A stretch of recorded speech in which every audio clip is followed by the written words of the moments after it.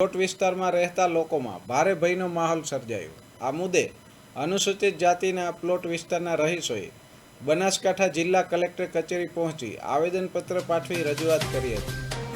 ગ્રામજનોએ આક્ષેપ કર્યો કે જૂના કાયદેસરના નાકા સિવાય જો તળાવનું નવું નાકું પાડવામાં આવશે તો પ્લોટ વિસ્તારમાં પાણી ફરી વળશે અને ઘરો જળમગ્ન થઈ જશે। આવેદનપત્રમાં ગ્રામજનોએ ગામના કેટલાક તત્વો સામે ધમકી આપી હેરાન કરી રહ્યા હોવાનો આક્ષેપ પણ કર્યો હતો।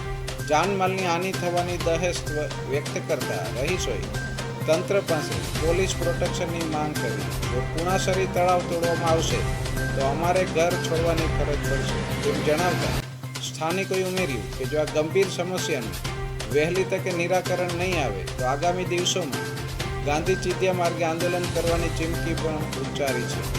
વાવ થરાદ।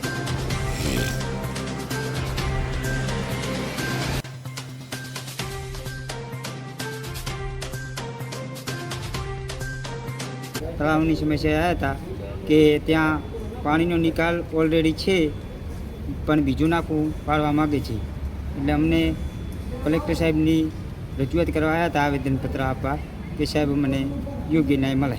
સમસ્યા એ હતી કે અમે પાટલી પ્લોટ વિસ્તારમાં રહીએ છીએ અને ઉગમણી સાઈડમાં કુણાસરી તળાવ છે, ગામ લોકો બળજબરીથી તોડવા માગે છે। કલેક્ટર સાહેબને આવેદનપત્ર આપવા માટે અમે આવ્યા છીએ, એનો ન્યાય સરકારશ્રી નોંધ લઈને અમને ન્યાય આપે।